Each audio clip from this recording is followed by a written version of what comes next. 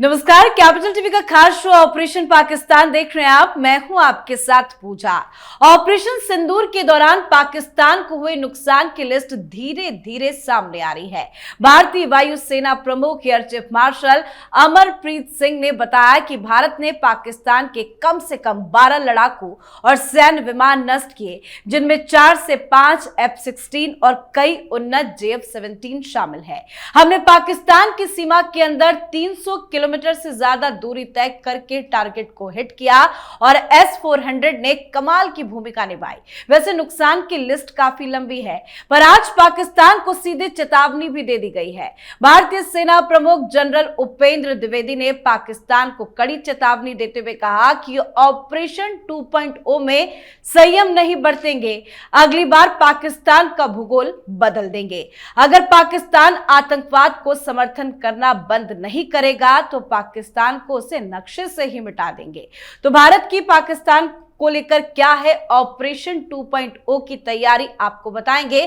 साथ ही पाकिस्तान के गैर कानूनी कब्जे वाले कश्मीर यानी कि पीओके विरोध प्रदर्शन को लेकर बड़ी अपडेट आपको बता दें कि आज 5वां दिन है और विरोध प्रदर्शन लगातार जारी है। शहबाज शरीफ और आसिम मुनीर के खिलाफ लोग सड़कों पर उतरे हैं, जिस पर भारत ने पहली बार बयान देते हुए कहा कि यह स्थिति पाकिस्तान के दमनकारी रवैये और पीओके से लगातार संस्थानों की लूट का स्वाभाविक नतीजा है। तो पीओके को लेकर भी क्या है भारत की तैयारी, ये भी बताएंगे, जिस पर चर्चा के लिए मेरे साथ स्टूडियो में मौजूद हैं कैपिटल टीवी के editor in chief doctor Manish Kumar और एग्जीक्यूटिव एडिटर राजीव जी। सर, आप दोनों का बहुत बहुत स्वागत है। धन्यवाद। सर, ऑपरेशन सिंदूर पार्ट 2 को लेकर क्या है भारत की तैयारी? देखिए, आज आर्मी चीफ ने तो साफ कह दिया और बहुत दिनों से हिंदुस्तान सुनते सुनते कान पक गया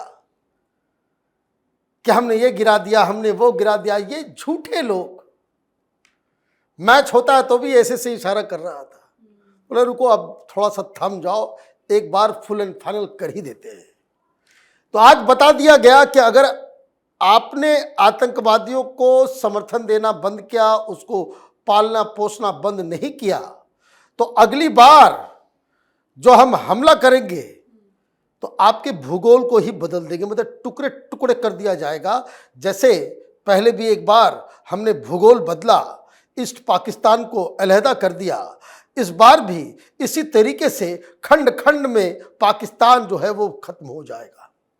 आतंकवाद की बात क्यों कही जा रही है और क्यों पाकिस्तान में बौखलाहट है, क्यों अमेरिका के सामने जाकर के उसने देश को बेच डाला, क्यों चाइना के सामने नाक रगड़ रहा है, गिड़गिड़ा रहा है, क्यों मुनीर मुंह से आवाज नहीं निकाल पा रहा? कारण क्या है? कारण बहुत ही सिंपल है, भारत ने अपनी फिलॉसफी बदल ली है।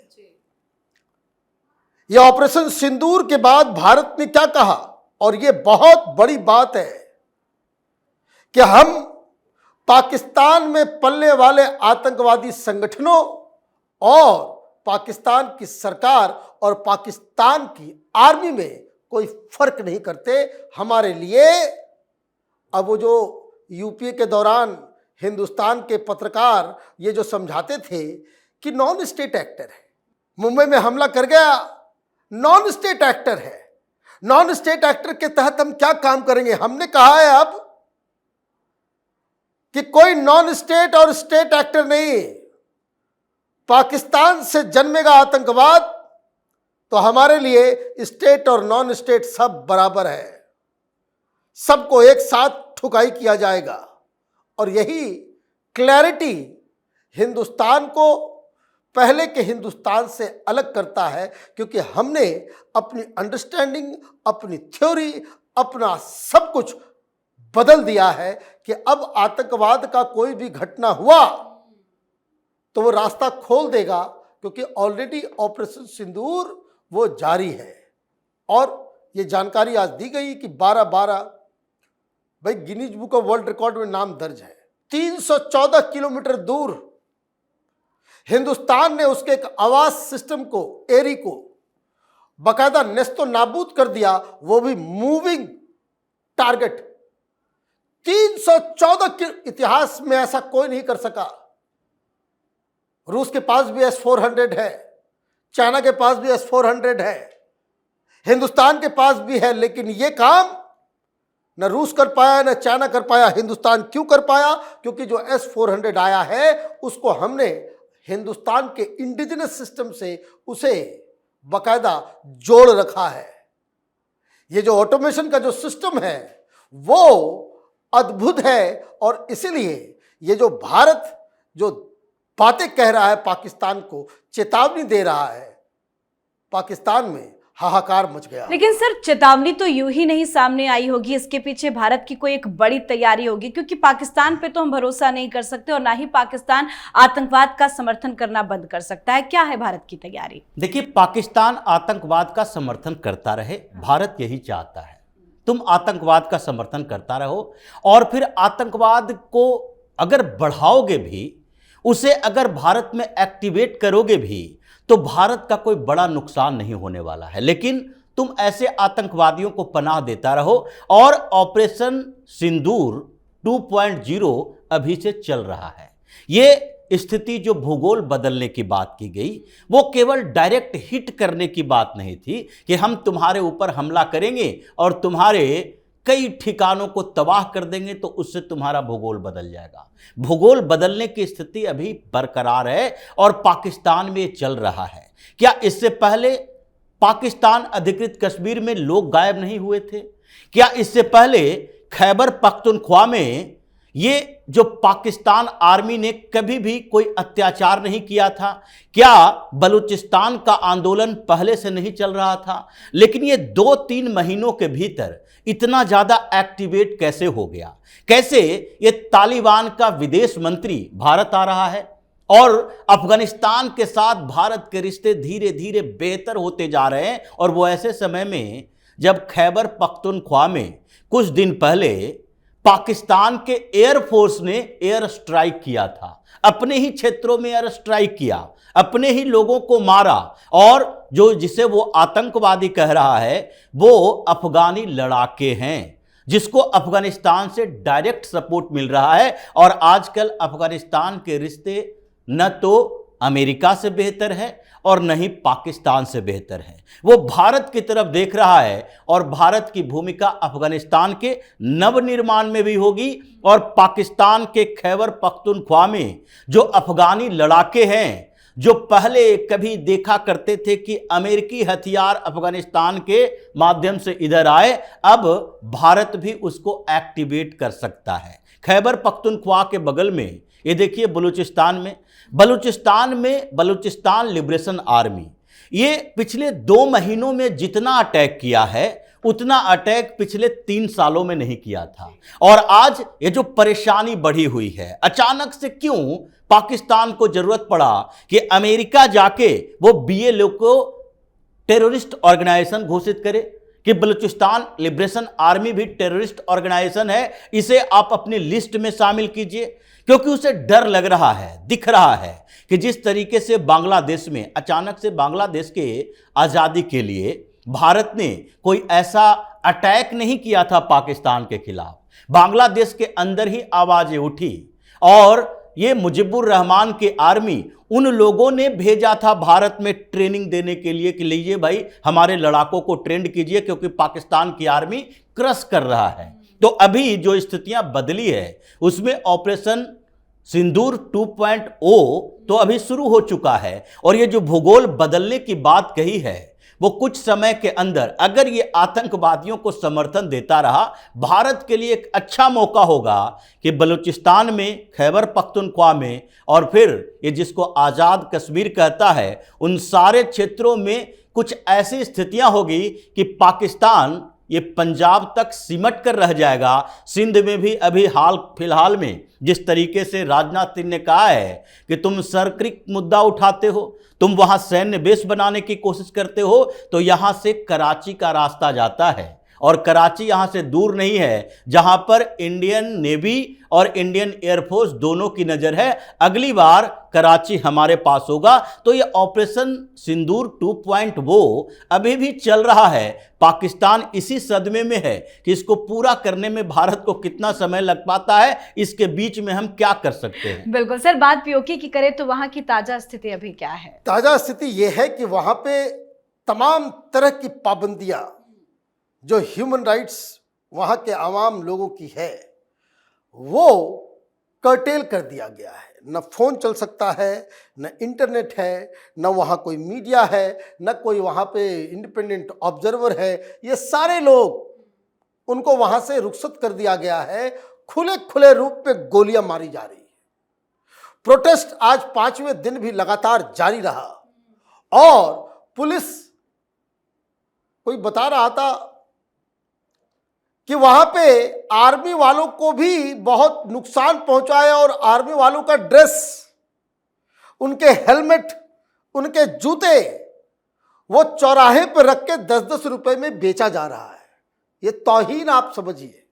पाकिस्तानी आर्मी के वर्दी को 10 रुपए में, जूते को 10 रुपए में लोग बेच रहे और लोग सड़कों पे है, घर नहीं जा रहे। ये प्रोटेस्ट जो है वो इतना विकराल हो गया है कि आज भारत की सरकार को सामने आकर के कहना पड़ा।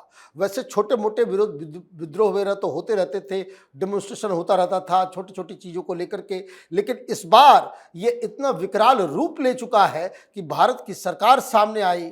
जायसवाल साहब ने आकर के बाकायदा प्रेस कॉन्फ्रेंस किया और ये कहा कि हमारी नज़र बनी हुई है वहाँ पे। ये मामला इसलिए भी उठाना ज़रूरी है कि ये बहुत ह्यूमन राइट्स करता फिरता है यूएन के अंदर कि ये जो हिंदुस्तान का जो कश्मीर है, कश्मीर तो वो भी भारत का ही है, वो भी हमारा एक अभिन्न अंग है, लेकिन इसको लेकर के जो पूरी दुनिया में सवाल खड़े कर रहा था, अब वो मुंह दिखाने लायक नहीं बचेगा। और मुझे लग रहा है कि भारत की तरफ से कोई बड़ा कदम, कोई बड़ा एक्शन, अगर ये आंदोलन, ये जो लोग जो सड़कों पे हैं वो कुछ दिन और आगे बढ़ते रहे, चलते रहे, तो चीज़ें पाकिस्तान के हाथ से बाहर निकल जाएगी। बिल्कुल, लग तो यही रहा है कि ये प्रोटेस्ट जो है ये अभी लंबा खींचेगा। आसिम मुनीर और शहबाज की मुसीबत इससे कितनी बढ़ेगी और भारत का रिएक्शन जो आया है वो भी कितना मायने रखता है। देखिए, भारत की एंट्री है पाकिस्तान अधिकृत कश्मीर में। पहली बार ये बताया गया कि देखो भाई, वहां मानवाधिकार का उल्लंघन किया जा रहा है, लोग गायब हो रहे हैं और वहां पर जो पाकिस्तान की सेना क्रश कर रही है वो एक दोहरा मुंह वाला, दोहरे स्थिति वाला, दोहरा चरित्र वाला इसका काम है।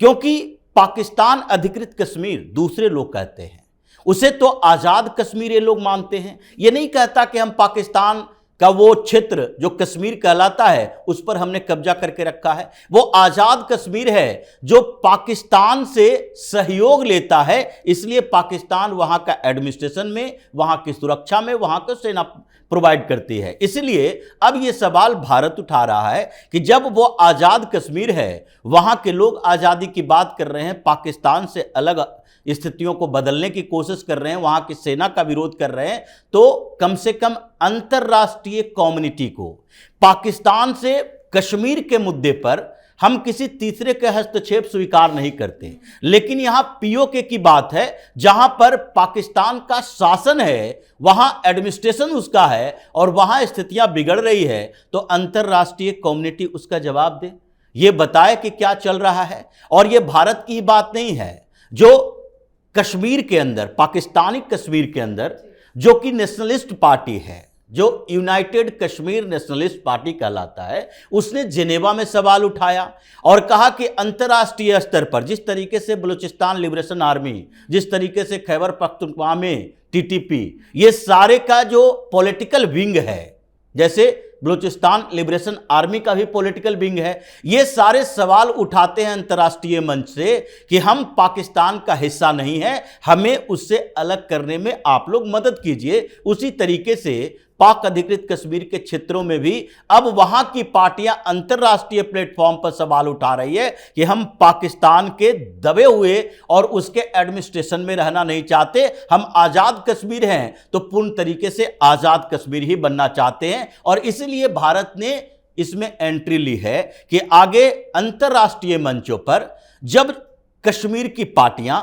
जो कि पाकिस्तान के अधिकार क्षेत्र में है, उन लोगों को मदद की जरूरत होगी, तो उस समय भारत ये नहीं सोचेगा कि बलूचिस्तान तो पाकिस्तान का हिस्सा है, खैबर तो पाकिस्तान का हिस्सा है, इसलिए वहां पर डायरेक्ट हस्तक्षेप नहीं कर सकते, ये तो हमारा ही हिस्सा है जिसे अभी विवादित बना दिया गया है, तो इसमें तो हम डायरेक्ट हस्तक्षेप कर सकते हैं और उन पार्टियों का समर्थन कर सकते हैं जो कि पाकिस्तान से अपने आप को अलग करना चाहता है। बिल्कुल सर, बहुत बहुत धन्यवाद सर आप दोनों का। धन्यवाद। तो आज की तस्वीर ये है कि पाकिस्तान चारों तरफ से फंसा हुआ है। भीतर से उठती विद्रोह की लहरें, बाहर से बढ़ता कूटनीतिक दबाव, आर्थिक तंगी और सुरक्षा की चुनौतियां, साथ ही समाज में बढ़ती असंतोष की आग, तंग होती अर्थव्यवस्था और घटती मित्रता, ये सभी मिलकर पाकिस्तान की मुसीबत बढ़ा रहा है। और भारत की भी ऑपरेशन पार्ट 2 को लेकर तैयारी पूरी है। तभी हम कहते हैं कि ऑपरेशन सिंदूर रुका नहीं है, जारी है। तो आपकी क्या कुछ राय है, कमेंट करके लिखिएगा।